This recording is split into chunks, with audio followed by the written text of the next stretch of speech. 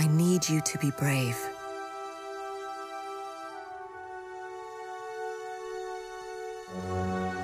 A man will come and take you away. Hello there, Seraphim17 once again. This is the final section to Run for Your Life. This is the train station. This can be a pain in the arse.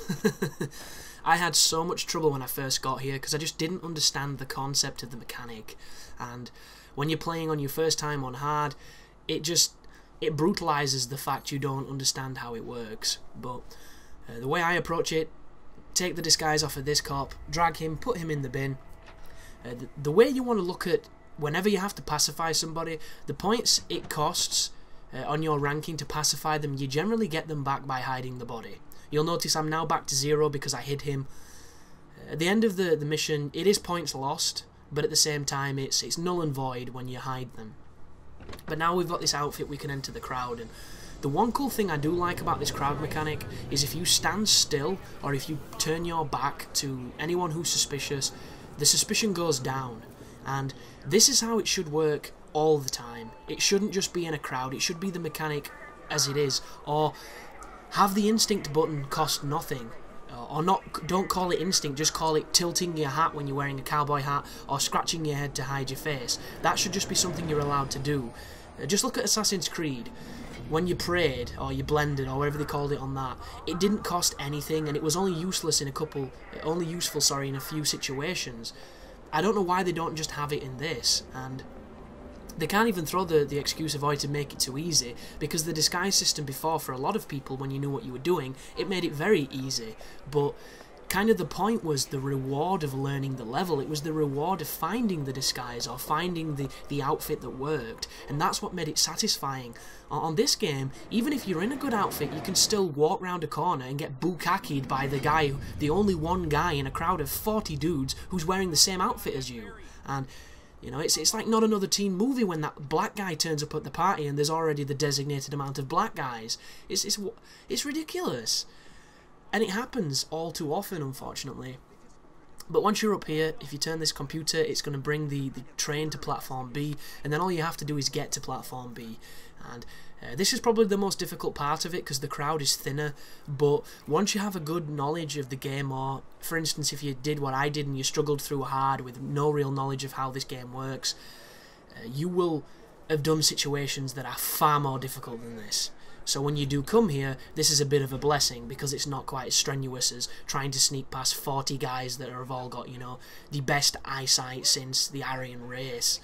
But if you ever get the opportunity to hide like I'm doing right now, make sure you do it.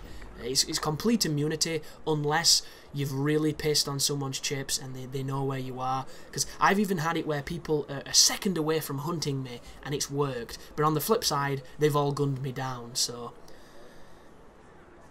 there's a part of me that could have understood if there was more opportunities to hide in the levels, if you could do it in any area, because then it would just literally be chaining from hiding opportunity to hiding opportunity, and that would have got rid of the difficulty completely. But I just think it's an interesting system that should have been better, that should have been nuanced, you know, far quicker, and I'm hoping that IO's got this engine now, they've got this fantastic looking game, and I'm hoping that another Hitman comes pretty quickly where a lot of the complaints that are going to be going on the forums or a lot of the criticism that reviews have been giving the game are tweaked or refined, because I do think the next Hitman game could be absolutely amazing, because I always look at Contracts. Contracts was the one where the system started to work and it wasn't quite as bullshit as number 2, because number 2 was so bad for getting just completely fucked by mechanics. Number 1 was even worse, but you can understand it with number 1.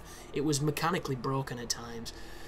But Contracts came along and shit started working. You started pulling off the missions that you tried so hard to do before, and then Blood Money happened, and Blood Money is the single best Hitman game that exists. I think it's better than this because it's the Hitman that I enjoy, it's the Hitman that I love. This game has missions that are very similar to that game that are amazing, but for every mission it has that is a standard Hitman formula, it has these missions where you're running away from police, where you're playing Splinter Cell for 40 minutes, and I'm not a big fan of those, but at the same time, I'm glad they're trying something different, and I'm glad that they're making a bold approach in a series that could have well have made something much safer.